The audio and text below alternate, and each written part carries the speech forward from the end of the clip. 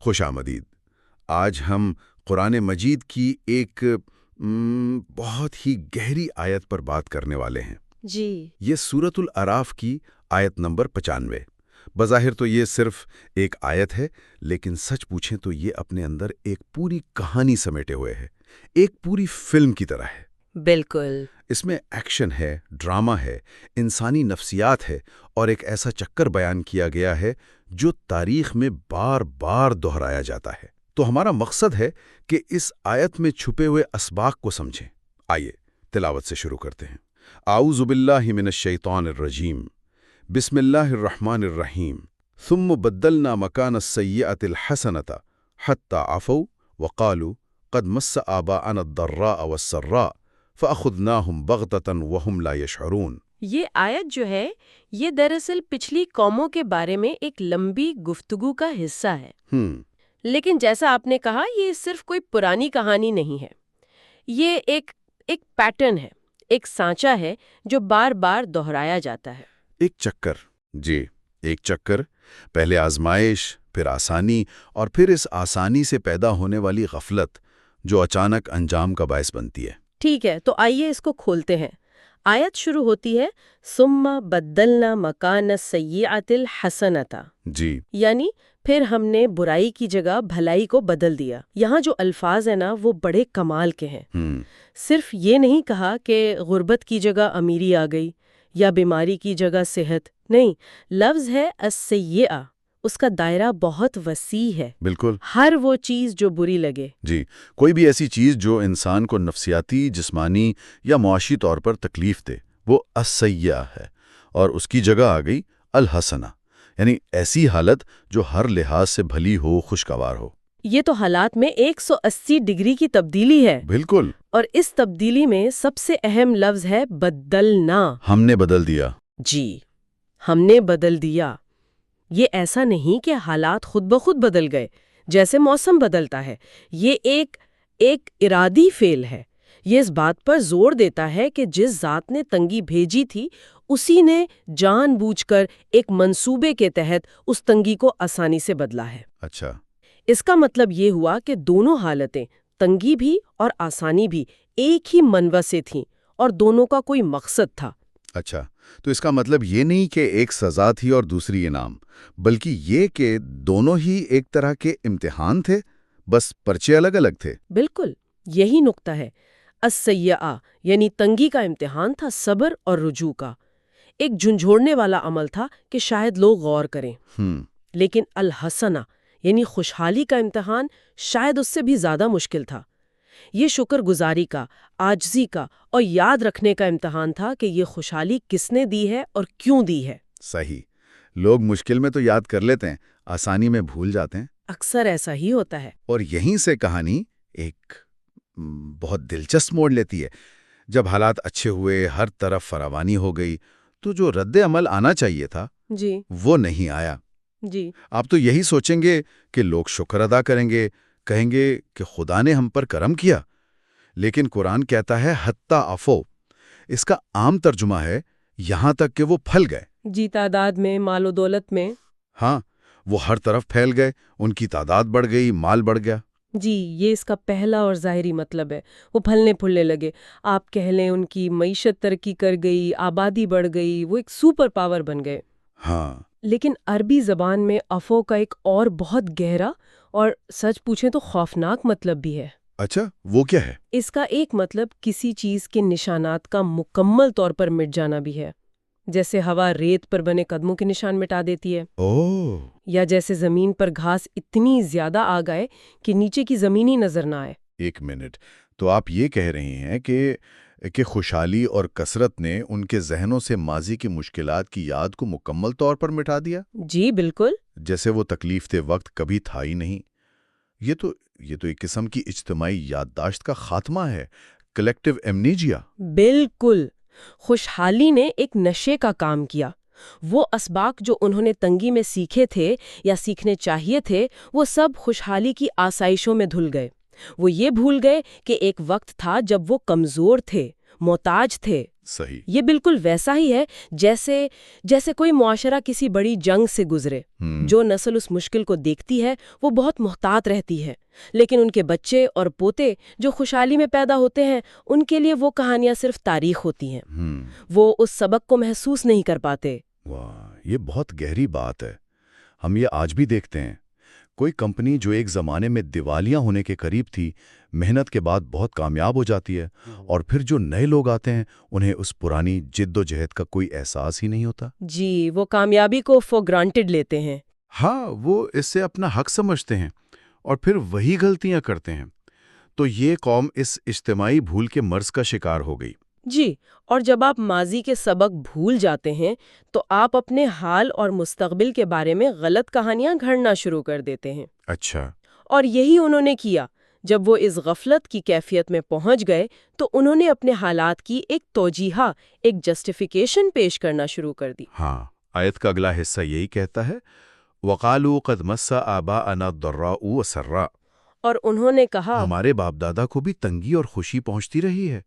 اب بظاہر تو یہ بات بڑی معقول لگتی ہے، یہ تو زندگی کی حقیقت ہے۔ یہی تو اس میں دھوکہ ہے۔ لیکن کیا یہ ایک طرح سے انسانی فطرت نہیں ہے کہ ہم برے وقت کو بھول جائیں؟ کیا ایک صحت مند نفسیاتی رد عمل نہیں ہے؟ آگے بڑھنے کے لیے ماضی کو پیچھے چھوڑنا تو پڑتا ہے۔ اس سوچ میں اتنا خطرناک کیا ہے؟ یہ ایک بہترین سوال ہے، اور اس کا جواب ہی اس آیت کا مرکزی نقطہ ہے۔ دیکھیں، خطرناک بات بھولنا نہیں، خطرناک بات ہے معنی کو مسترد کرنا۔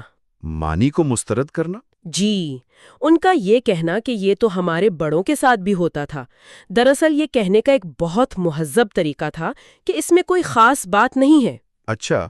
یہ کوئی خدائی پیغام یا نشانی نہیں ہے، یہ تو بس زندگی کے اتار چڑھاؤ ہیں، ایک نیچرل سائیکل ہے، کبھی اچھے دن کبھی برے، فکر کی کوئی بات نہیں، یہ تو ایسے ہی چلتا ہے۔ تو انہوں نے اس پورے عمل کو ایک معمول کی ایک بے معنی بات بنا دیا۔ بالکل، انہوں نے خدائی مداخلت کو محض اتفاق اور قسمت کے کھیل کا نام دے دیا۔ الذرہ یعنی شدید تکلیف اور السرہ یعنی بے پناہ خوشی، ان کے نزدیک بس وقت کے دو پہلو تھے۔ صحیح۔ اپنے تجربات کو اتفاق سے جوڑ کر وہ جواب دہی کے تصور کو خدائی مقصد کے تصور کو مکمل طور پر مسترد کر دیتے ہیں۔ یہ جملہ ان کی غفلت کا زبانی اعتراف ہے۔ گویا انہوں نے اپنے ضمیر کو مطمئن کرنے کے لیے ایک فلسفہ گھڑ لیا۔ اگر ہر چیز معمول کا حصہ ہے تو پھر نہ کسی بات پر شکر کرنے کی ضرورت ہے، نہ کسی مشکل پر صبر کا کوئی گہرا مطلب ہے، اور نہ ہی اپنی اصلاح کی کوئی وجہ باقی رہتی ہے۔ اس سوچ نے تو غور و فکر کے سارے دروازے ہی بند کر دیے ہوں گے۔ بالکل، یہ سوچ انسان کو ذمہ داری سے آزاد کر دیتی ہے، اور یہ آج بھی ہوتا ہے۔ جب ماحولیاتی تبدیلی کی شدید وارننگز آتی ہیں تو کچھ لوگ کہتے ہیں، ارے موسم تو ہمیشہ سے بدلتا آیا ہے، یہ تو قدرتی چکر ہیں۔ وہ اس کے پیچھے موجود انسانی عمل اور ذمہ داری کو ماننے سے انکار کر دیتے ہیں۔ اس قوم نے بھی یہی کیا، انہوں نے اپنے تجربات سے سیکھنے کا سب سے بڑا موقع گوا دیا۔ تو وہ اپنی خوشحالی کے عروج پر ہیں، ماضی کو بھلا چکے ہیں اور اپنے حال کو معمول کی بات قرار دے کر مکمل طور پر مطمئن ہیں۔ جی بالکل محفوظ۔ وہ خود کو ناقابل شکست محسوس کر رہے ہوں گے۔ اور پھر جب آپ اس کی کم سے کم توقع کر رہے ہوتے ہیں تبھی انجام آتا ہے۔ آیت کا اگلا حصہ کہتا ہے فَأَخَذْنَاهُمْ بَغْتَةً، بس ہم نے انہیں اچانک پکڑ لیا۔ جی، اور یہ لفظ بغتتاً بہت طاقتور ہے۔ اس کا مطلب ہے کہ پکڑ اس وقت آئی جب وہ اس کے لیے بالکل بھی تیار نہیں تھے۔ وہ اپنی پارٹیوں میں، اپنے کاروبار میں، اپنی روزمرہ کی زندگی میں مگن تھے، ان کے وہم و گمان میں بھی نہیں تھا کہ کچھ ہونے والا ہے۔ لیکن آیت کا آخری حصہ وہ سب سے زیادہ پریشان کن ہے، وَهُمْ لَا يَشْعُرُونَ۔ اس کا ترجمہ عام طور پر ہوتا ہے اور انہیں خبر بھی نہ تھی، لیکن یہاں علم کا لفظ استعمال نہیں ہوا۔ یہ نہیں کہا گیا وَهُمْ لَا يَعْلَمُونَ، لفظ شعور استعمال ہوا ہے۔ ان دونوں میں کیا فرق ہے؟ یہ بہت اہم نقطہ ہے۔ علم کا تعلق معلومات سے ہے، جاننے سے ہے۔ شعور کا تعلق محسوس کرنے سے ہے، ادراک سے ہے، پرسیپشن سے۔ اچھا۔ لا یعلمون کا مطلب ہوتا کہ ان کے پاس انفارمیشن نہیں تھی، لیکن لا یشعرون کا مطلب ہے کہ ان کے اندر محسوس کرنے کی حس ہی ختم ہو چکی تھی۔ وہ ایک گہری روحانی بے حسی کی کیفیت میں مبتلا تھی۔ ایک منٹ، تو اس کا مطلب یہ نہیں کہ انہیں پتہ نہیں تھا، بلکہ یہ کہ ان کے اندر محسوس کرنے کی حس ہی مر چکی تھی۔ جی، جیسے کوئی الارم بجتا رہے اور آپ اسے نظر انداز کرتے کرتے اس کے اتنے عادی ہو جائیں کہ ایک وقت آئے کہ وہ آپ کو سنائی ہی نہ دے۔ یہ تو بہت خوفناک بات ہے۔ بالکل یہی مثال ہے۔ ان کی خوشحالی اور مسلسل غفلت نے انہیں روحانی طور پر آپ کہہ لیں بہرا اور اندھا کر دیا تھا۔ ان کے ارد گرد نشانیاں موجود تھیں، لیکن ان کا روحانی ریسیور ہی بند ہو چکا تھا۔ وہ آنے والی حقیقت کو سمجھنے کی صلاحیت کھو چکے تھے، اور سزا ان کی اسی ذہنی اور روحانی حالت کی عکاسی کرتی ہے۔ اچھا، جس طرح وہ خدائی نشانیوں سے بے حس اور غافل تھے، اسی طرح انجام بھی ان پر غفلت اور بے شعوری کے حالت میں ہی آیا۔ انہیں سنبھلنے یا سمجھنے کا ایک لمحہ بھی نہیں ملا۔ یہ لا یشعرون والی بات مجھے واقعی پریشان کر رہی ہے۔ کیا اس کا مطلب یہ ہے کہ ایک وقت آتا ہے جب انسان کی واپسی کا راستہ بند ہو جاتا ہے، جب وہ نشانیوں کو پہچاننے کی صلاحیت ہی کھو دیتا ہے؟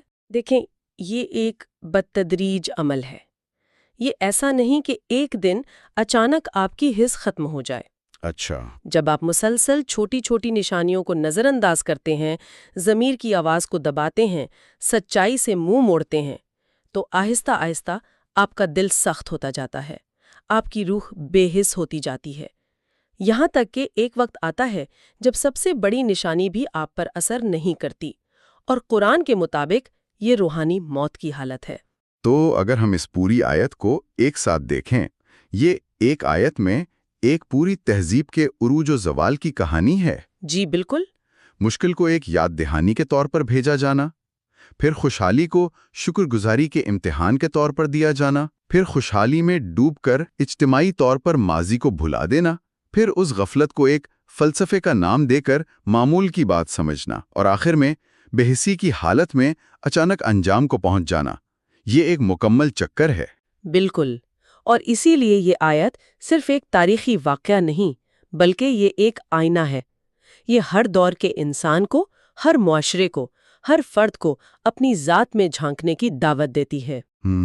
یہ ہمیں بتاتی ہے کہ خوشحالی اور مشکل دونوں ہی امتحان ہیں، اور اکثر خوشحالی کا امتحان زیادہ سخت ثابت ہوتا ہے، کیونکہ اس میں غفلت کا خطرہ زیادہ ہوتا ہے۔ جی، غفلت اور تکبر کا جال بہت مضبوط ہوتا ہے۔ یہ آیت ہمیں مجبور کرتی ہے کہ ہم اپنی زندگی کے اتار چڑھاؤ کو محض اتفاق نہ سمجھیں۔ اس پوری گفتگو سے میرے ذہن میں ایک بڑا سوال پیدا ہو رہا ہے۔ ہم سب اس چکر کا حصہ بننے کے خطرے میں۔ یقیناً۔ جب ہماری زندگی میں اچھا وقت آتا ہے، جب صحت ہے، پیسہ ہے، کامیابیاں ہیں، تو ہم اس عفن یعنی بھولنے کی بیماری اور یہ تو ہوتا ہی رہتا ہے والی سوچ سے خود کو کیسے بچا سکتے ہیں؟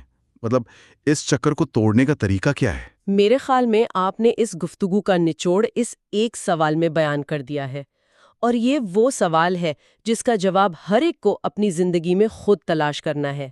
آیت بیماری کی تشخیص تو کرتی ہے، لیکن علاج اس میں پوشیدہ ہے۔ علاج ہے شعور کو زندہ رکھنا۔ شعور کو زندہ رکھنا؟ جی، جان بوجھ کر یاد رکھنا، شعوری طور پر شکر ادا کرنا، اور اپنی کامیابیوں کو محض اپنی محنت کا نتیجہ نہ سمجھنا۔ تو یہ ایک مستقل کوشش کا نام ہے، کوئی ایک دفعہ کا کام نہیں۔ جی، یہ ایک مستقل ذہنی اور روحانی بیداری کا نام ہے۔ تو شاید ہماری اس گفتگو کے بعد سوچنے کے لیے آخری نقطہ یہی ہو سکتا ہے۔ آیت ایک ایسی قوم کو بیان کرتی ہے جس نے تنگی اور آسانی دونوں کو محض زندگی کے اتفاقی اتار چڑھاؤ سمجھا۔ آج کے دور میں کوئی شخص اپنی زندگی کے اچھے اور برے دونوں طرح کے حالات میں اتفاق کے بجائے مقصد اور حکمت کیسے تلاش کر سکتا ہے؟ صحیح۔ اپنی موجودہ صورتحال میں، چاہے وہ اچھی ہو یا بری، ہم کس چیز کو محض ایک بے ترتیب واقعہ سمجھ رہے ہیں، جبکہ شاید وہ ایک ایسا پیغام ہو جسے سننے کے لیے ہمیں اپنے شعور کے کان کھولنے کی ضرورت ہے۔ یہ ایک ایسا سوال ہے جس پر ہم سب کو غور کرتے رہنا چاہیے۔